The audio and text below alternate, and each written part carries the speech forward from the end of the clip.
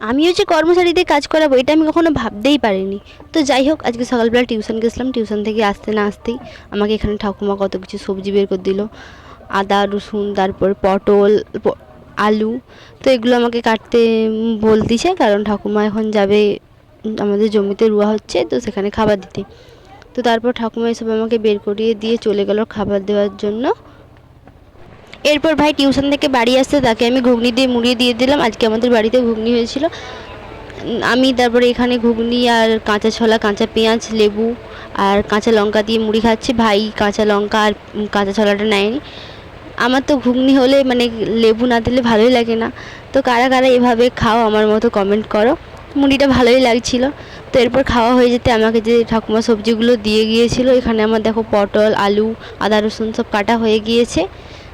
কিছুক্ষণ পরেই আমি, দিশা, পিয়ালি এখানে ফুল গাঁথতে বসে পড়েছি। তো এরা আমার কর্মচারীরা, এরা আমার বোন হয়। তো ভিডিওটা কেমন লাগলো জানিয়ে, দেখা হচ্ছে পরবর্তী মিনি ব্লগে। বাই।